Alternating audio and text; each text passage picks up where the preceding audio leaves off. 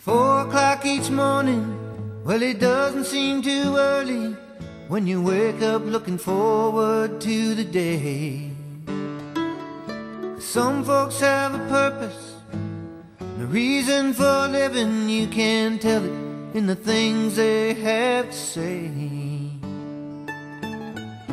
Me, I'd never seen the sunrise or ever known the beauty of these skies. And I met up with a man who helped me understand. You just look around sometimes, never know just what you'll find. I'm Marjorie McAlexander. I was born November 25th, 1921 at Bartlett, Iowa. I see heaven's on its way. It's right here at your door. Me, I will be flying forevermore. I almost think we should sneak back here this afternoon again, Brian. They changed courses all of a sudden now. They're coming directly over us rather than taking a swing around. I try to use these things in my life, saying that I love you before I say goodbye. And I feel I went to a man who helped me understand. If you just look around sometimes, you never know just what you'll find. I am Burman Wright. I was born in Bartlett, Iowa on the 16th of August of 1925. Well, what time would you, when you went by horse and buggy to pick up your date, what time did you have to go out to get her to get to the dance? How long 7 or 8 o'clock in the evening. Then how long, when would you get her back home? 12, 1 o'clock Well, I in the remember morning. you're telling once you got home real late. I got home one morning about 4 o'clock. The hired man was just getting up at his dad's. He wanted to know why I was just getting in. I told him no, I was just getting up, but I lied to him a little. I was just getting in. But Well, did you go onto the field then? yeah, we had to chuck wheat that day, but it rained. I was never so glad to see it rain and didn't have to work in. Grandma Wright's mother was a Forney. I think that's right. So, and they had a regular Forney clan, and they'd have a Forney picnic every summer, every August.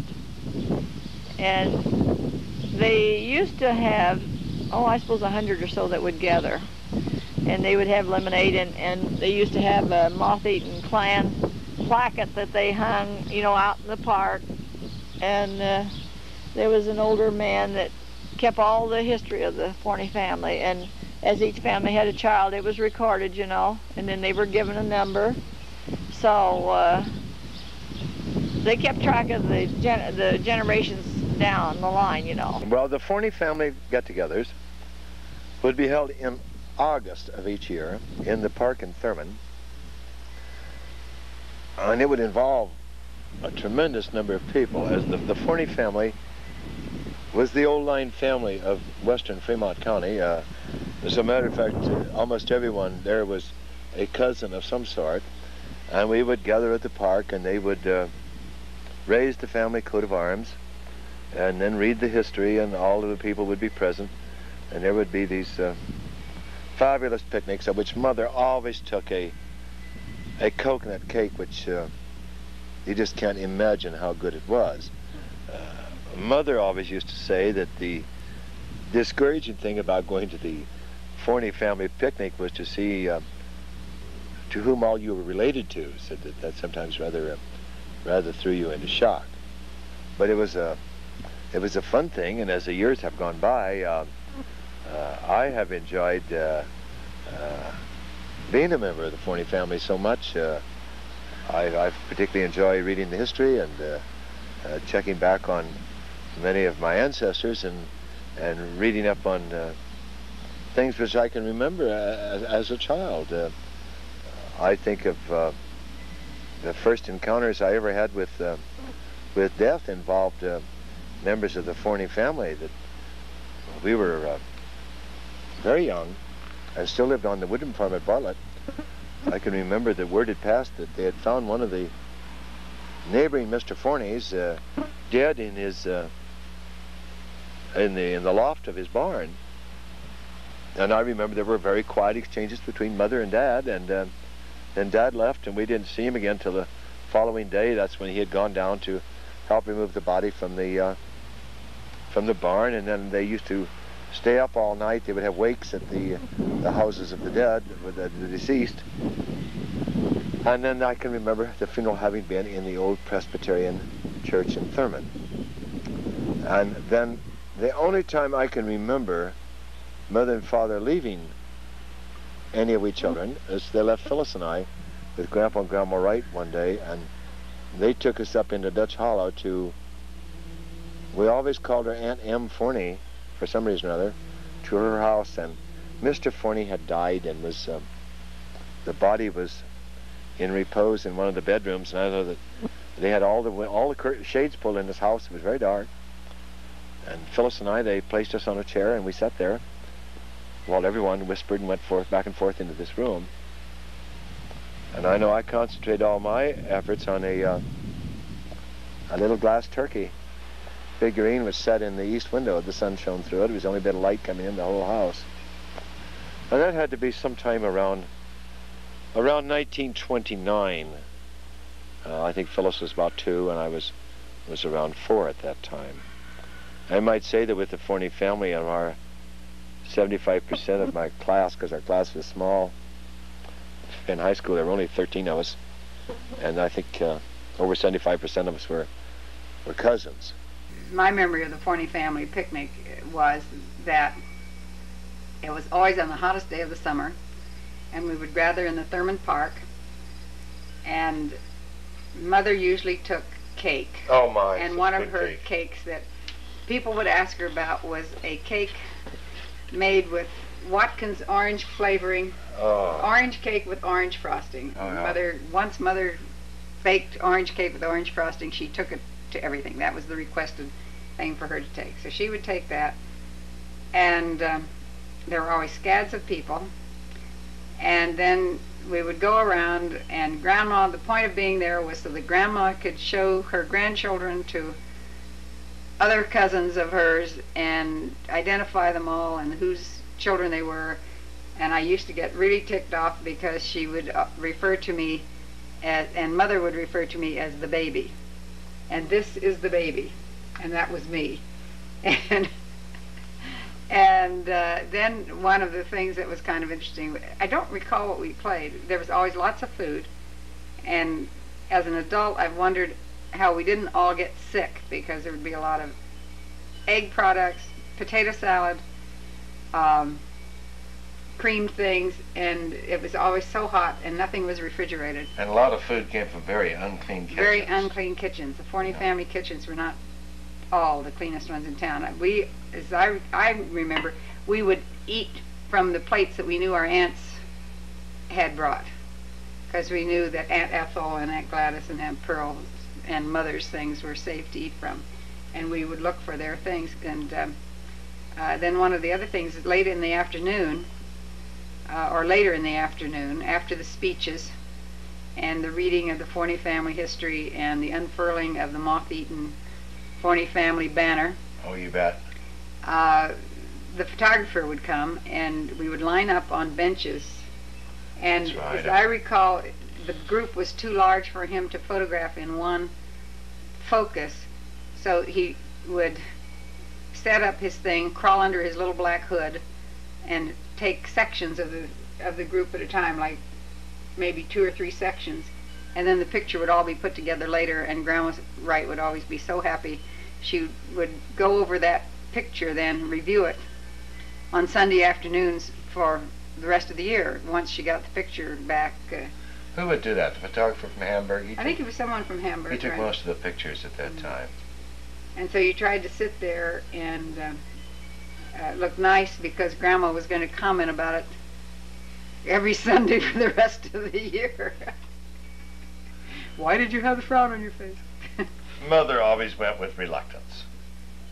She never really cared that much for No, it. she always thought she was a cut above the Forneys. Yeah, I think that's probably, That, well, I think she was too. And the Forneys weren't maybe always the brightest people around. When you stop to consider that they settled in Iowa, they were part of the Mormon trek westward. They had been in the group that had been run out of, is it Nauvoo? Yes, Nauvoo, Illinois.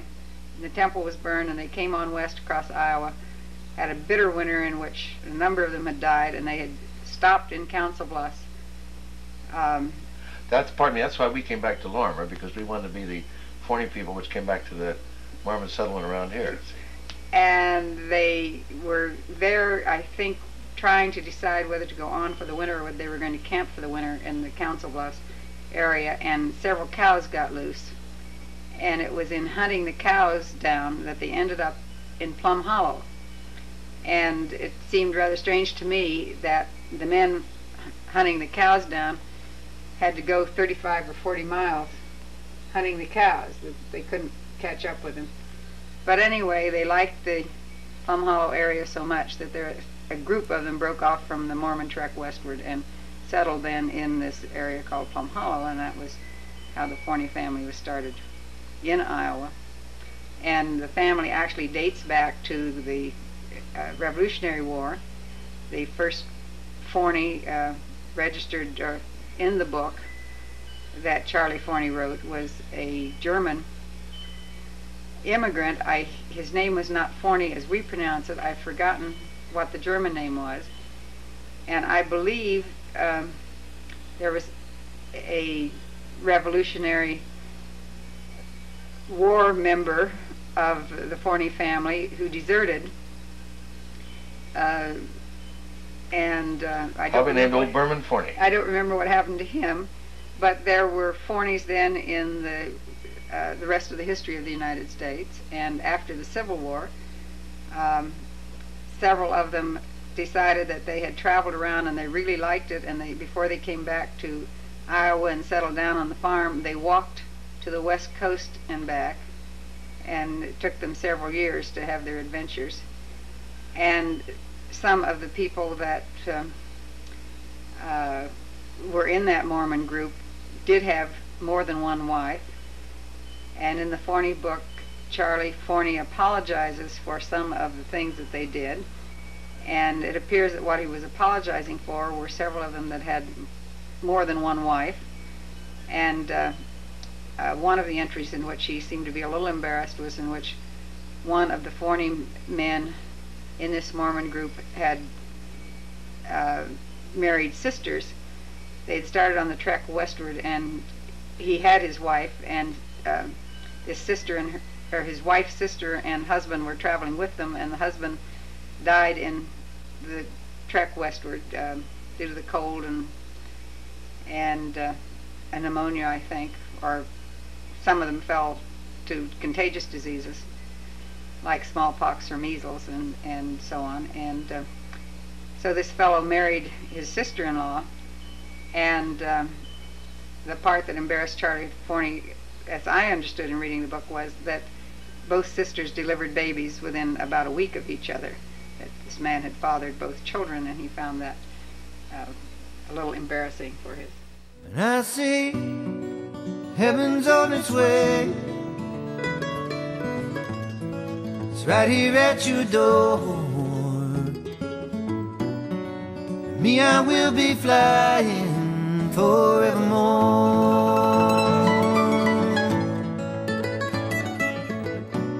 Yeah, heaven's on its way. It's right here at your door. And I know you will be flying forevermore.